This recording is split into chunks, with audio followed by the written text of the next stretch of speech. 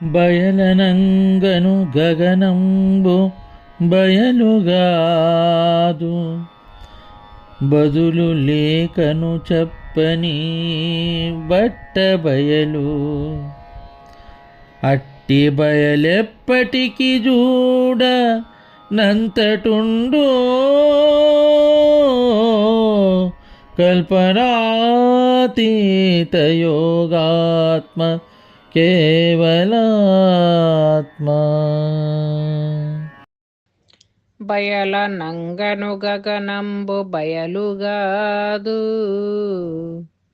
బదులు లేకను చెప్పని బట్ట బయలు.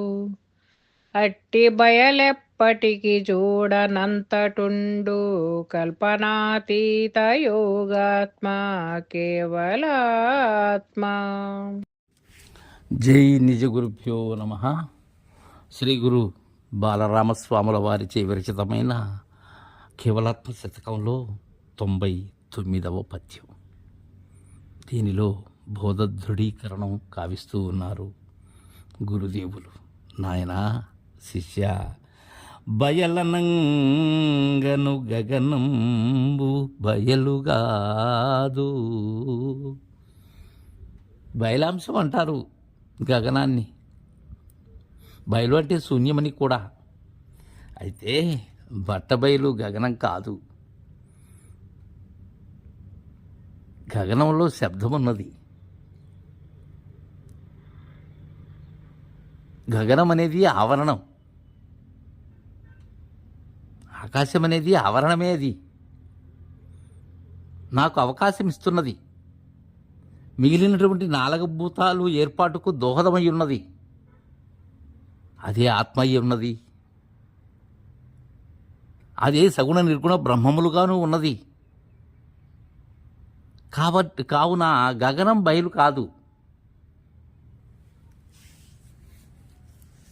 తెలియనటువంటి వారు చికాకుగా అన్నటువంటి మాటలే కానీ ఏనాడు కూడా గగనం బయలు కాదు. అది భూత మిశ్రమమైనటువంటి బయలు. బదులు లేకను చప్పని బట్ట బయలు. ఇది అచల లక్షణం. ఇది బదులు లేదు అంటున్నారు. అంటే అది అదే, దానికి మారు లేదు, పోలిక లేదు దానికి. శిష్యునికి అవగాహన అయ్యేందుకు అది సాగరమని, అంటే సందర్భానుసారం శిష్యుడు అందుకునేటట్లుగా దానికి కొన్ని సాటిపరుస్తారు. అంతేగాని దానికి బదులు లేదు. బయలు బయలే. కానీ ఆకాశం అలా కాదు. నాకున్న ఆవరణం, నేనున్న ఆవరణం, ఇలానే అందరికీ ఉన్న ఆవరణం. నేనున్న ప్రదేశమే నా ఆవరణం. ఇలా అనేక దేశాలు, ఈ అనేక దేశములలో కానీ ఎక్కడైనా సరే ఆవరణములో ఉంటూ నిరావరణమైనది ఏదైతే ఉన్నదో అది బయలు. అది బదులు లేకను చప్పని బట్ట బయలు. చప్పని అంటున్నారు ఇక్కడ. చప్పని అంటే ఏంటి? రసహీనమైంది. దానిలో ఏమీ లేదు. పుట్టించే రసము లేదు, పోషించే రసము లేదు, ఏ రసము లేదు. రసహీనమైంది చప్పని బట్టబయలు. అట్టి బయలెప్పటికీ చూడనంతటుండు. అంతటా ఉన్నది అంటున్నారు. ఎరుక అంతటా లేదు. ఎరుక ఉన్న దగ్గరంతా పరిపూర్ణమున్నది. కానీ పరిపూర్ణము ఉన్న మేర ఎరుక లేదు. అది ఎప్పటికీ కూడా, అంటే ఇప్పుడు వచ్చి కాసేపు ఉండి కాసేపు వెళ్ళిపోయేది కాదు. త్రికాలరహితమైనటువంటిది, కాలాతీతమైనది. అది అది ఎప్పటికీ ఉంటుంది. అయితే చూసేటువంటి దృష్టి కావాలి కదా. ఆ చూసేటువంటి దృష్టే కదా సూక్ష్మ దృష్టి.